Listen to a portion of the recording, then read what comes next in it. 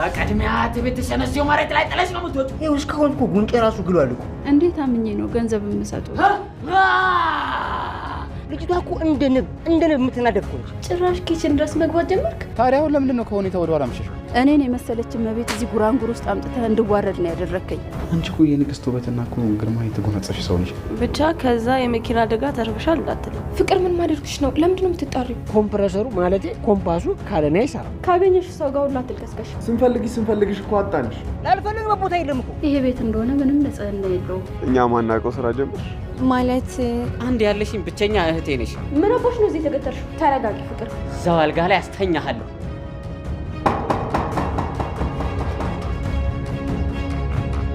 ሰራተኛዋ አደይ ክፍል 308 ተለቋል። ውዶችዬ እንግዲህ እንዳያቸዋት የዴብ እናት ጠንቋይ ቤት ሄዳለች። ውዶችዬ ዶክተር እንግዲህ ከሩታ ጋር የቀለጠ ፍቅር ላይ ሆኖ የሰው ልጅ ገጭቷል። የተገጨችው ልጅ ወንድምም እንግዲህ በቪላ ሊወጋው አለበት ድረስ ከስራ ቦታው መጥቷል። ውዶችዬ እንግዲህ የዴብ እናት ዶክተር ሄኒን አንተ ዶክተር አይደለህም፣ ሲቀጥልም ደግሞ በቃ አንተን መተህ እንድትመረምረኝ አልፈልግም በማለት ውጣልኝ በማለት እንግዲህ አስወጥተዋለች። ከነትዬ ቤት መጥቶ ዶክተር ሄኒ ለሩታ ቸኮሌት ሰጥቷታል። ውዶችዬ ዳኒ እንግዲህ አደይን ሊጎዳት መጥተዋል። ዳኒ ከእስር ቤት ተፈቶ አደይን ለመጉዳቱ ቤቷ ድረስ መጥተዋል። ውዶችዬ ቪዲዮን እስከ መጨረሻው ይዩት። ሰላም ውድና የተከበራችሁ የቻናሌ ቤተሰቦች እንዴት ናችሁ? ያለው እግዚአብሔር ይመስገን ሰላም ነኝ። ሰላማችሁ ክርስቶስን ብዙ ይበልልኝ። ለቻናሌ አዲስ ከሆናችሁ ሰብስክራይብ በማድረግ ቤተሰብ ሆኖ እንዲሁም ደግሞ ላይክ እና ሸር በማድረግ ተባበሩኝ። እንዲሁም ደግሞ ኮፒ ሊንክ አድርጉልኝ ፕሊስ ውዶችዬ። ቫይራል እየወጣልኝ አይደለም፣ ትንሽ ሌዚ ሆኖብኛል ሰሞኑን እና አባካችሁን ስትራኩ እስኪለቀው ድረስ ኮፒ ሊንክ አድርጉልኝ ማለት ነው። ውዶችዬ እንግዲህ እንዳያቸዋት የዴብ እናት ጠንቋይ ቤት ሄዳለች። ጠንቋይ ቤት ሄዳ እንግዲህ ተጎንብሳ ለጠንቋይ ስትሰግድ ነበረ። እንግዲህ ብዙ ትምህርት አለው ይሄ ድራማ። ያው ለጠንቋይ የምትሰግዱ ሰዎች ወይም ደግሞ ጠንቋይ ቤት ሄዳችሁ እኔ ምን እንደሚባል አላውቅም፣ ብቻ ግን ለዛ ነገር የምትሰግዱ ሰዎች፣ ለዛ ነገር የምታመልኩበት ሰዎች ያው ጥንቃቄ ያው እንትን ነው ትምህርት ነው ማለት ነው ውዶች። ለማንኛውም እንዳያችኋት ነው ሰውየው ተደብቆ ምናምን ይላታል። እሷ ደግሞ ልጄ ያልሆነች ሴት ሊያገባ ነውና እሱ ሁለታቸው እንዲፋቱና እኔ ጤኔ እንዳገኝ ነው እያለች እንግዲህ ትነግረዋለች ማለት ነው። ስለዚህ ሰውየው ደግሞ እርግጠኛ ነዎት ወይ እንዴት አምኜ ልስጠዎት እያለች እንግዲህ ስትለው ነበረ። ውዶችዬ እንዴት አድርጌ አምኜ ይሄን ብር ልስጠዎት? እርግጠኛ ልቤን ይሻለኛል ወይ? እርግጠኛ እኮ አልሆነችበትም፣ ግን ደግሞ ሂዳ ያው እያመለከችው ነው ማለት ነው። ከዛ ሰውየውም እኔን ካላመንሽኝ ምን ልታረጊ መጣሽ? ውጭልኝ በማለት እንግዲህ ያስወጥቷታል። ከዛም እንግዲህ ታዛዡ ልጅ እዟት የሄደው ልጅ እንግዲህ እዟት ወጥቷል። እዟት ከወጣ በኋላ ለምን እንደዚህ ያልሽ? አንቺ እርግጠኛ ሆነሽ አምነሽበት እስከመጣሽ ድረስ ለምንድን ነው እንደዚህ ያልሽ? በማለት እንግዲህ ልጁም ነግሯታል። እንዲሁም ተመለሽና ብር ጨምራለሁ ምናምን ይቅርታ ብለሽ ተመለሽና ሌላ ጊዜ ብትይው ይቅርታ ያደርግልሻል፣ ችግር የለውም፣ እኔም ደግሞ ነግርልሻለሁ በማለት እንግዲህ ነግሯታል ማለት ነው። ከዛም እንግዲህ እሺ ችግር የለም መለሳለሁ በማለት ንገርልኝ፣ ሌላ ጊዜ ብር ይዤ ምናምን መለሳለሁ ማለት ትለው እንግዲህ ለትራንስፖርትም ለምንም ስጨኝ ብሎ ብር ተቀብሏታል። ያንም ለብር ነው ታዛዡ ማለት ነው። ለታዛዡም የተወሰነ ብር ሰጥተዋለች። ከዛም እንደዛ ብላ ወደ ቤት ተመልሳለች። ውዶችዬ እንግዲህ ዶክተርና ሩታ የቀለጠ ፍቅር ውስጥ ሆነው እንግዲህ ዶክተር ጋር እንዲህ እያለ ማለት ከሩታ ጋር ማለት ነው የቀለጠ ፍቅር ላይ እያሉ እንግዲህ የሆነች ልጅ ገጭቷል ማለት ነው። ያችን ልጅ እንደተገጨች ሲያውቅ ዶክተር ደንግጦ ወርዶ እንግዲህ ከመኪና ውስጥ አስገብቶ ቀጥታ ሆስፒታል ውስጥ ወስዷታል። ሆስፒታል ውስጥ ከወሰዳት በኋላ ካከማት በኋላ እንግዲህ ለወንድሟ ደውሎ ለወንድሟም ሳይሆን ጓደኛዋ ነውና ለእሱ ደውሎ እህት በመኪና ተገጭታ ሆስፒታል ገብታለች ስለዚህ እና በማለት ደውሎ ነግሮታል። እንግዲህ ያን ልጅም ደውሎ ቀጥታ ለወንድሟ ነግሮታል። ወንድሟም እንግዲህ የሮጠ ቀጥታ ሆስፒታል ድረስ ሄዷል። ሆስፒታል ድረስ በመሄድ እንግዲህ የገጨሽ ማን ነው እያለ ሲጠይቃት ነበረ። እንግዲህ ልጅቷም ዶክተርን ስታንገራግረው ቆይታለች፣ ስትዝትበትና ስትጮህበት ቆይታለች። እንደዛ ከቆየች በኋላ እንግዲህ ሩታ ደግሞ ለምን ትጮህበታለች በማለት እንግዲህ ከሩታ ጋርም ተጣልተው ነበረ። ነገር ግን ሩታን ዶክተር ይዟት እንደገና ወደ እንትን ክፍል ሂዷል ማለት ነው።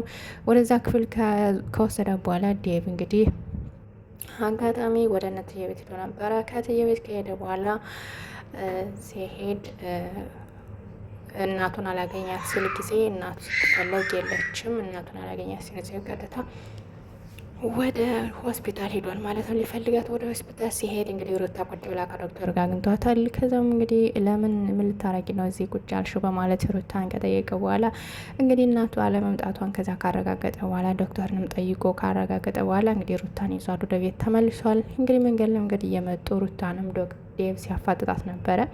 ምን ልታረጊ ነው ከዚህ ጋር የመጣሽ? ከዶክተር ጋር ምን ጀምረሽ ነው እያለ እንግዲህ ሲያፋጣን ነበር። እሷም እንግዲህ ሀይ ምንም አልጀመርኩም ምናምን እያለች እንግዲህ ብዙ ነገሮችን ለመዋሸት እየሞከረች ነበረ። እሱ ግን በፍጹም እውነቱን ካልነገርሽኝ አንገባም እያለ እንግዲህ ሲያንገራግራት ነበረ። እሷም እንግዲህ አይ በፍጹም ምንም አልሆንኩም ማለት ምንም አልተፈጠረም፣ ምንም ደግሞ አልጀመርኩም ደህና ነኝ እያለች እንግዲህ ወደ ቤት ገብተዋል ማለት ነው ውዶችዬ። እንግዲህ ዶክተር ሄኒ ከእናትዬ ቤት ሄደዋል። ከእናትዬ ቤት ከገባ በኋላ እንግዲህ መለኛውን ከሩታ ጋር እንዴት ሆን ማለት ከሮሚ ጋር እንዴት ሆናችሁ ወይም ደግሞ ምን አዲስ ነገር አለ ምን አደረክልኝ እያለ እንግዲህ ትስጠይቀው ነበረ። ምንም ልጅቷ ልትቀርበኝ ፍቃደኛ አይደለችም፣ እንኳን አይደለም ስላንተ ልጅ ናት ፍቃደኛ አይደለችም የምትቀርበኝ እያለ እንግዲህ ሲለው ነበረ። ከዛም እንግዲህ ቀጥታ ዶክተሩ ክችን ነበር የገባው። ክችን ገብቶ እንግዲህ ለሮሚ ቾኮሌት ከሰጣት በኋላ እሷ ደግሞ አልቀበልም ለምንድን ነው የሰጣኝ ለምንስ እዚህ መጣ እያለች እንግዲህ ስትከራከረው ነበር። እሱ ደግሞ እኔ ስለምወድ ስለማከብርሽ ነው እዚህ መጥቼ የሰጠውሽ ቾኮሌት የሰጠውሽ ደግሞ ለአንቺ ያለኝን ፍቅር ለመግለጽ ነው በማለት እንግዲህ ነግሯታል። ከዛም እንግዲህ ቃል ግቢልኝ ሌላ ቦታ ውጭ ላይ እንድንገናኝ ቃል ግቢልኝ በማለት እንግዲህ ቃል ለማስገባት እየተከራከሩ እያለ እንግዲህ ፍቅር መታ ደርሳለች።